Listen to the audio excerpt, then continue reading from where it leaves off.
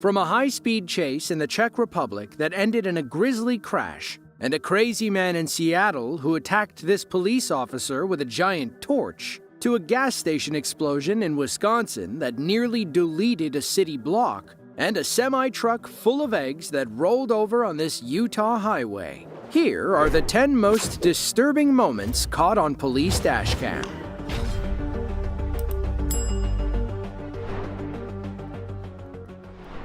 Around 1:30 p.m. on October 15th of 2020, the Seattle Police Department received a call about a strange man walking around with a burning stick. First-year officer Caleb Pomazan responded to the scene and found the man walking up and down an alley in South Lake Union. He was indeed carrying a large flaming stick. One might call it a flaming staff. A guy like that probably has no interest in talking to the police. Officer Pomazan learned that lesson the hard way when he called the man and told him to stop. He's just walking down the alley southbound with the stick on fire, and it is very on fire.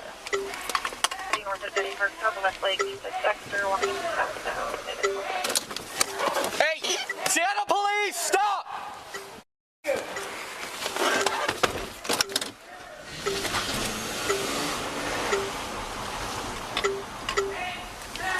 Seattle Police, stop, dude!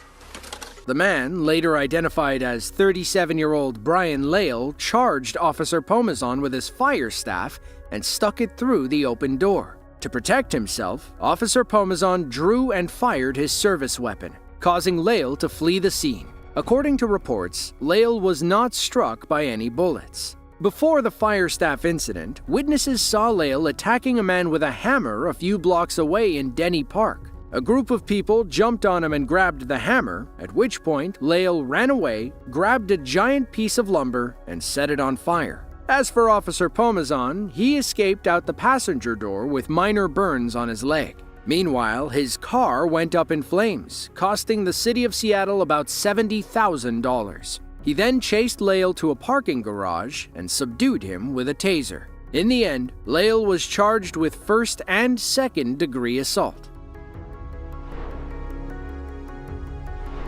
On September 23rd of 2018, Derek Gooden of Dayton Beach, Florida, gave new meaning to the phrase "caught red-handed."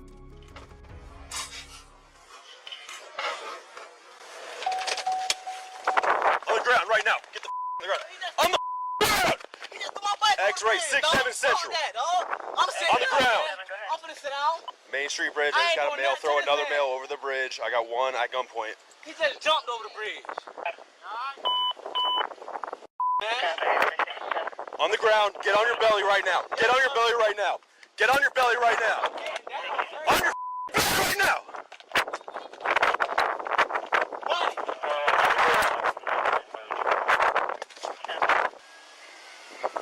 He assaulted my property. I felt threatened, sir. You just threw a male over the bridge. He jumped over the bridge. I watched you. I'm right here. Where my bike at? Hey, tell me, bro. Explain this dog. Cause I was just going across the way, dog. What the Yeah, he's cuffed. Yes, sir. I'm handcuffed. He just threw that dude over the bridge, bro. No, I did not. I'm not even that It's on strong, camera. dog. Please, I want you to have it on camera, cause he just assaulted me, dog. He ain't do shit. And then when I came up, somebody. he's gonna get charged with destruction of evidence too, cause he just threw a bunch of water as soon as I But what are you charging them with, dog? I'm charged. To me the whole time. I'm gonna charge you with attempted murder. As the story goes, Derek was riding his bike over the Main Street Bridge in Daytona Beach when he stopped to talk to a woman. According to the police report, the two argued over a prior money exchange, at which point Derek struck her in the face. That's when Anthony Mascaro stepped in to help the woman, leading to a fistfight. Our officer happened to be driving by when the fight started, but arrived a second too late. Anthony fell 30 feet into the Halifax River, somehow avoiding the pylons and catwalks under the bridge. Thankfully, he landed safely and swam to a nearby buoy, where he was rescued by a man in a rowboat. He only suffered a small cut above his eye and refused to press charges against Derek. But that didn't really matter. Police still charged Derek with aggravated battery, as Anthony could have easily hurt himself, or worse, during the fall. Sun Prairie, Wisconsin is a small city in Dane County, about 14 miles northeast of Madison. It's home to about 36,000 people who all heard a massive boom on July 10th of 2018. It began when the local fire department was called to a possible gas leak. Residents reported the smell of natural gas, meaning the whole area was about to become a ticking time bomb. Firefighters like Captain Corey Barr knew how dangerous the situation was. He worked tirelessly to get everyone to safety moments before the block went kaboom.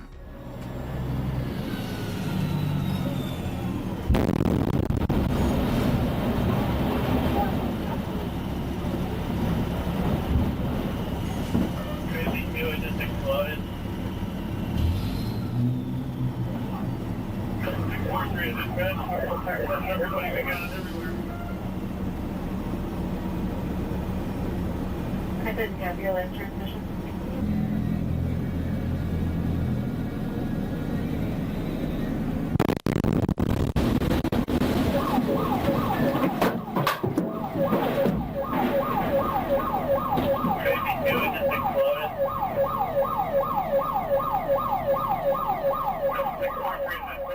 Sadly, Captain Barr, along with 2 other firefighters, were still inside the blast zone when the building exploded. Barr passed away after getting caught under the rubble. Another firefighter became stuck, but was thankfully rescued and brought to the hospital in critical condition. According to reports, the gas leak was due to a miscommunication between contractors. One of them accidentally struck a gas line while digging underground. All it took was a tiny spark to nearly blow up an entire city block. The explosion destroyed a bar, a pizzeria, and several apartments above the businesses. In December of 2018, authorities in Sun Prairie decided not to press criminal charges against those involved in the leak. They never learned what set off the explosion, and they likely never will. On March 2nd of 2022, around 10 a.m., a Utah State Trooper stopped a semi-truck on I-80 westbound for a move-over violation. Lucky for him, he decided to approach from the passenger side door. He wouldn't be alive to tell this story if he'd gone around the other side.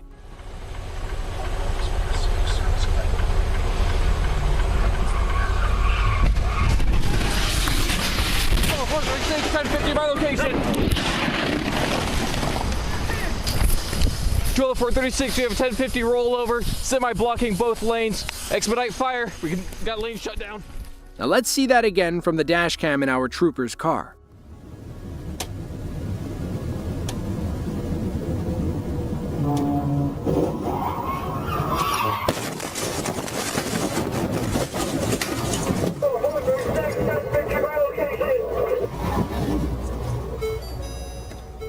Luckily, our trooper and the 2 truck drivers he initially pulled over were unharmed during the crash. Without hesitation, he ran to check on the occupants of a black SUV and another semi-truck driver.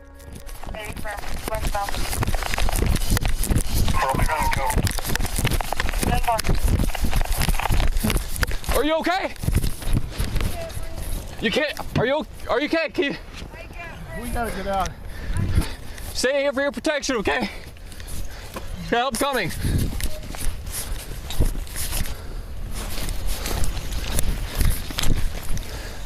Twelve 436. Got 1 vehicle, 2 occupants. 1085 Bravo Charlie. 10-4. Can you? All right, just stay right here, okay? I need you to talk to each other and keep each other awake, okay? 339, are you involved as well? According to reports, semi-truck number 2 was carrying a load of eggs when it came upon semi-truck number 1 on the roadside. The driver tried to change lanes, but didn't see the passenger car on his left. He struck the car, swerved back, and rear-ended the police SUV. Somehow, the egg truck driver escaped without injury moments before his cab went up in flames. As for the passengers in the wrecked SUV, they sustained what police call Bravo and Charlie injuries, meaning they were in poor and critical condition.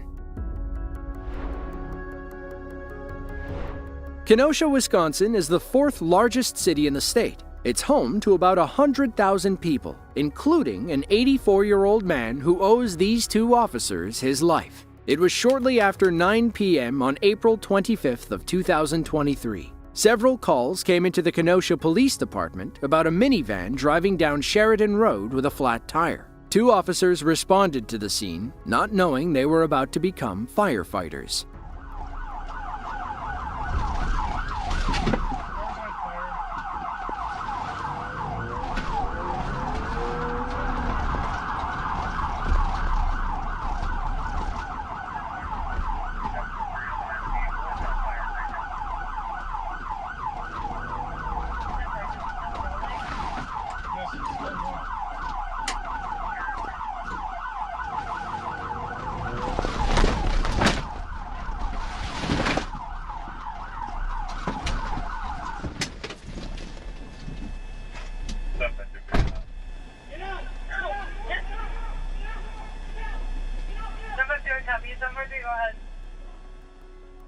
Officers Jacob Thorpe and Cody Cox, both relatively new to the force, didn't even blink when the van caught fire. They ran toward danger and pulled the elderly driver to safety. By some miracle, all 3 men walked away without requiring hospitalization. They did suffer some singed hair and a few minor burns, but it wasn't anything some aloe couldn't fix. The man wasn't intoxicated and didn't show any signs of diminished mental capacity. However, Nozilik called his decisions questionable, saying he just wanted to make it home.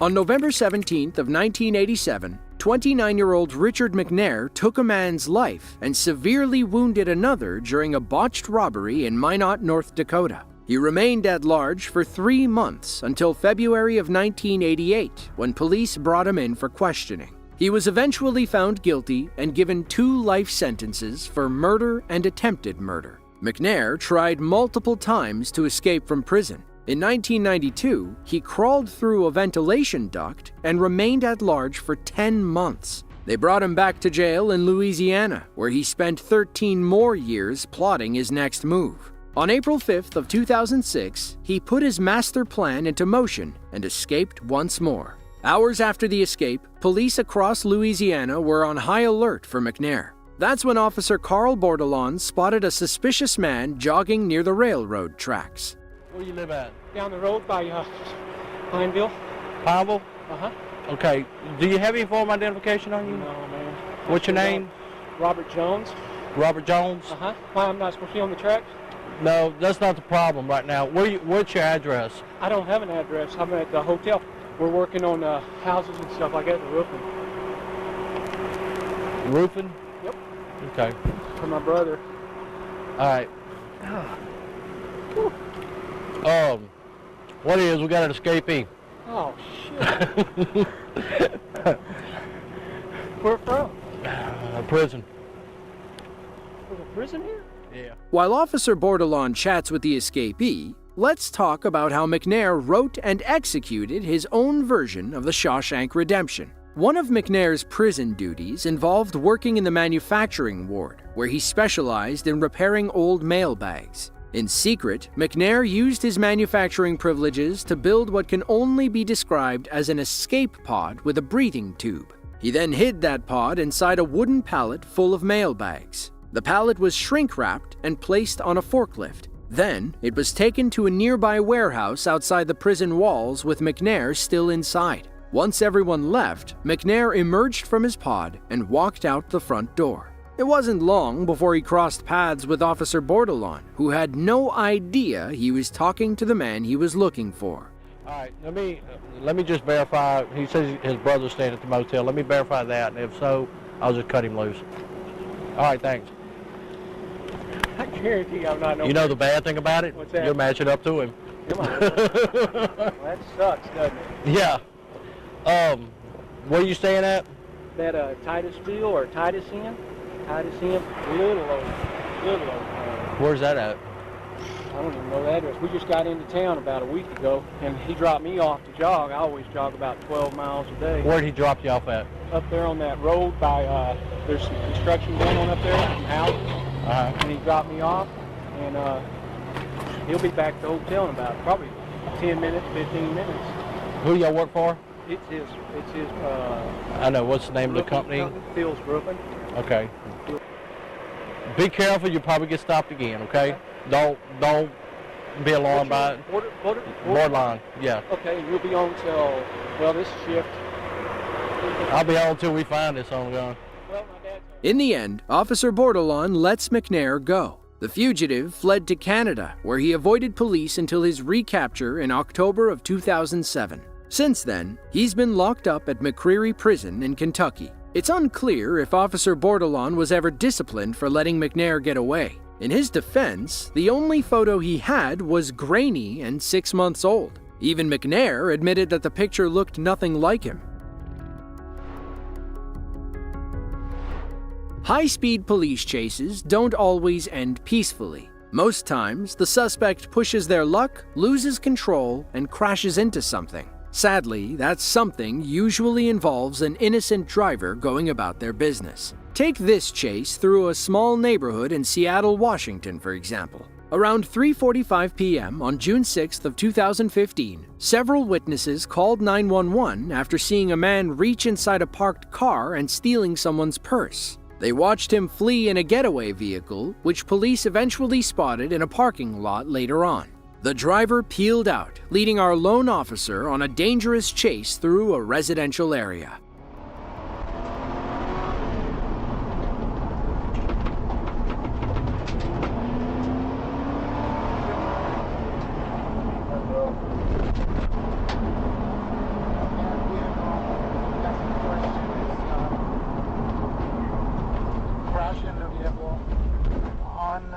Magnolia Boulevard West, 43rd West, overturned vehicle, and fire please. Magnolia Boulevard West, 43rd West. Stop right there, buddy! Stop right there! I will shoot you! I will shoot you! Get back here now! Get back here now! Right now! Please do call. Watch how the white car flips and sticks the landing. Meanwhile, the suspect's SUV lands on its roof and starts smoking. Our officer catches up with one of the suspects off camera and arrests him. He suffered a few minor injuries in the crash, but was otherwise okay. According to reports, he was a known thief involved in several local robberies. It's unclear if police ever found the other passenger. Reports about the crash only reference a single suspect. We also don't believe anyone was in the white car when it flipped. There are no reports of further injuries, and our officer ran by it after the crash. If there was somebody inside, he would have stopped to make sure they were okay. Bullock County, Georgia is a cluster of towns and cities in the southeastern part of the state. It's home to about 70,000 people who fall under the jurisdiction of the Bullock County Sheriff's Department. All of them are lucky they have someone like Sergeant Ray Rodriguez on the force. On December 7th of 2016, Sergeant Rodriguez was patrolling along I-16 when a call came in about a traffic accident on private property. When he arrived on the scene, he found a 10-year-old boy stuck under a large ATV. It flipped in such a way that it was crushing the boy's neck. In that instant, Sergeant Rodriguez knew it was up to him to save the boy's life. A very long driveway, you won't see me from the road.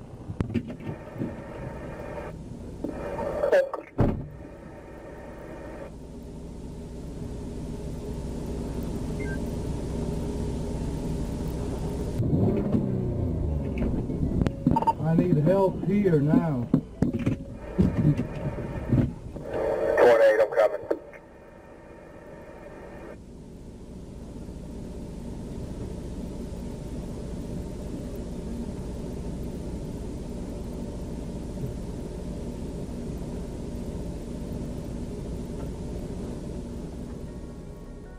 His plan was simple. He's hoping the tow strap is strong enough to flip the ATV back on its wheels. If it is, then he'll save the boy's life. If not, well, Sergeant Rodriguez didn't want to think about it.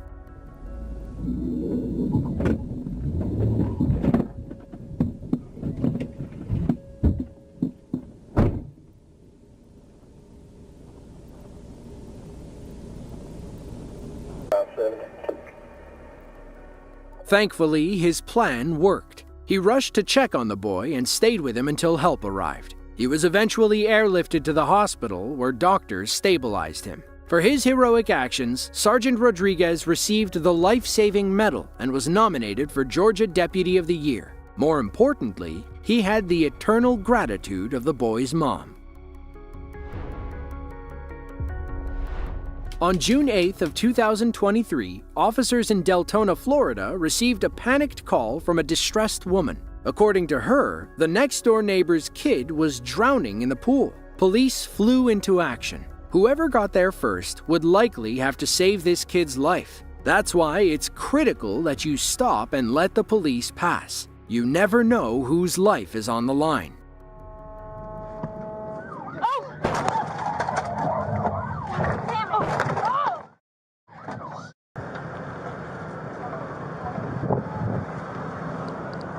You're okay. Are you okay? Yeah, I'm okay. You're fine. It was an accident. We're all alive. Thankfully, nobody was seriously injured during the crash. As for the civilian who hit our officers, it's unclear if he was charged with any crimes. The plot thickened when police reached the scene of the drowning child. As it turns out, there was no pool. There wasn't even a body of water anywhere near the house. The panicked woman, identified as 47-year-old Fabiola Robles, never saw anything. According to her neighbor, she had been complaining about the children playing in the backyard all day. When they wouldn't quiet down, she decided to call the police. But instead of filing a noise complaint, she said the kids were drowning. In the end, Fabiola wound up getting herself arrested for misuse of 911. Police effectively blamed her for the T-bone crash. If she had just called in a noise complaint, they wouldn't have been in such a rush to get there.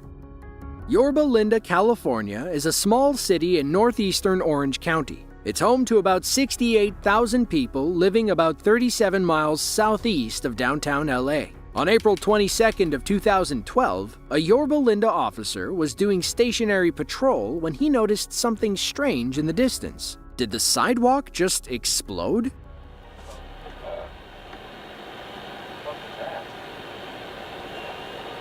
Something just exploded.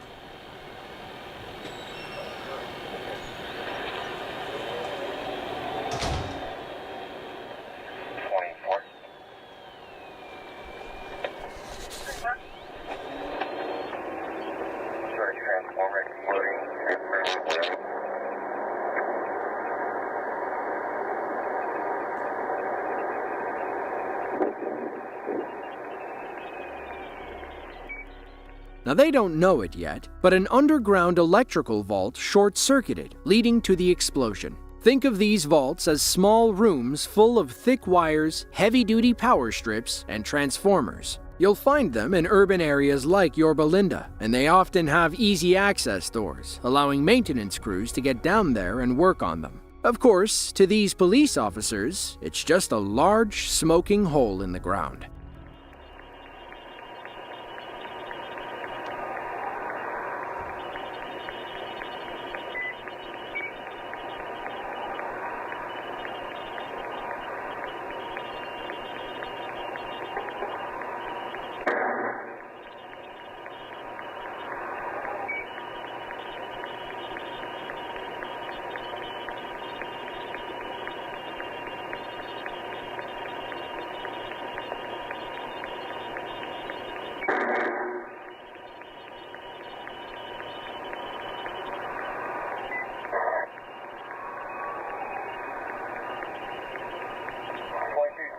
I need you at code 3 here. We need all your to shut down. We have a firefighter down.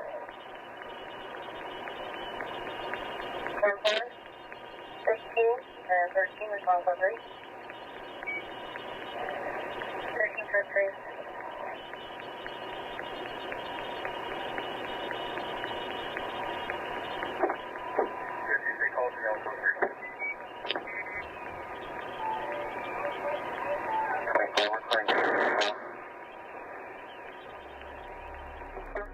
Both firefighters were transported to a nearby hospital for minor injuries. Thankfully, their protective gear kept them safe when the vault exploded in their faces, sending one of them flying 10 feet. It's unclear what caused the explosion. All we know is that thousands of people were left without power until the electric company could solve the problem. June 12th of 2023. Police officers in Pierce County, Washington have just located a stolen car in the parking lot of a local strip mall. Making contact with car 1239.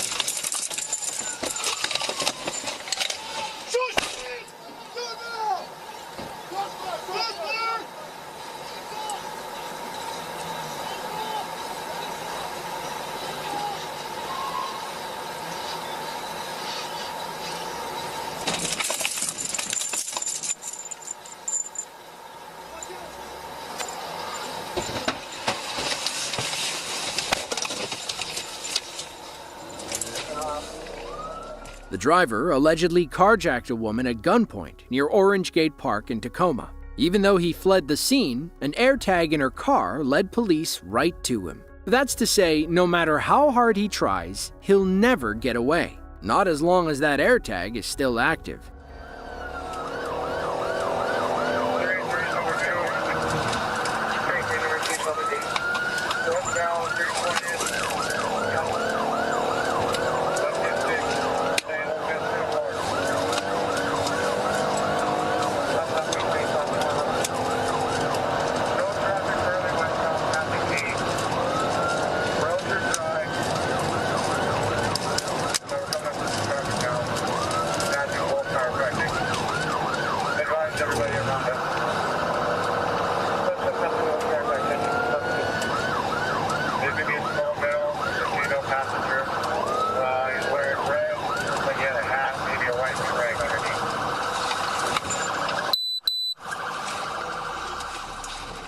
Traffic congestion allows the suspect to escape momentarily. Thankfully, another officer passed through and joined the pursuit at the intersection. Our officer spends a few minutes tailing behind the police SUV. Eventually, he takes over as the lead car as the chase enters a more rural area. These narrow residential roads dial up the danger several notches.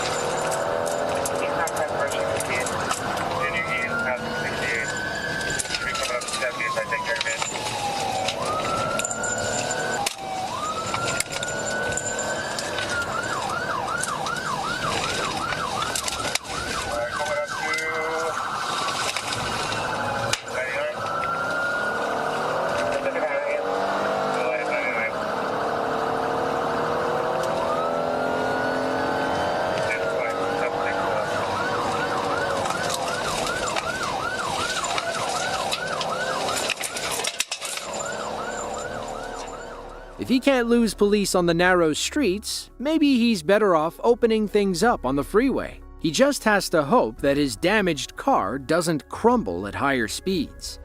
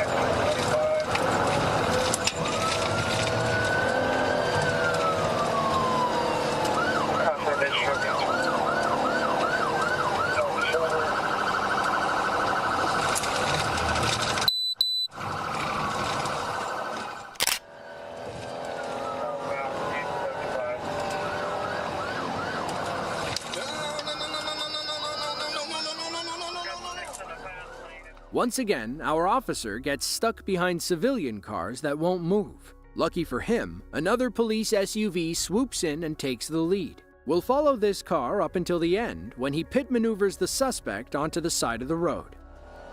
He's now the number 1 lane.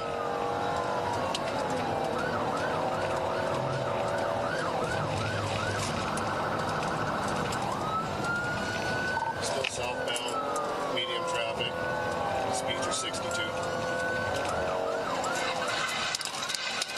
Went for a pit, car wrecked out. Get it blocked in.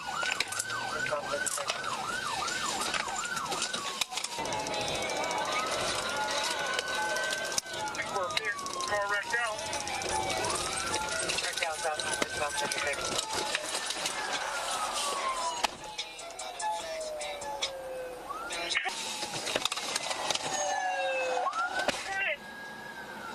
What direction?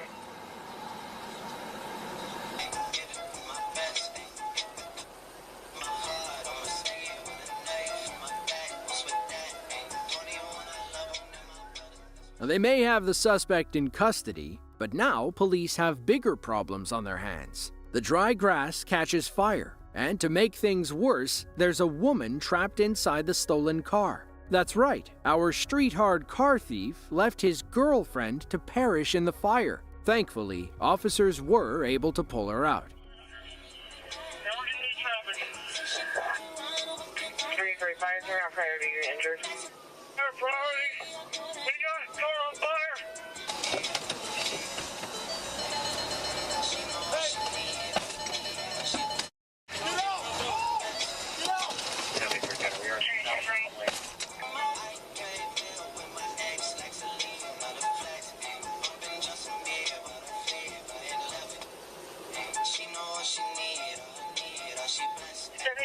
Female in custody, females out of the burning car. All units back off from the burning car. Pretty big, let's feedback, okay? We got one car out. Now we see fire. Despite their best efforts, the car is still on fire. It's also growing in the grass and has now spread to the police cruisers. All they can do now is wait for the fire department to arrive, but even they have trouble putting this blaze out.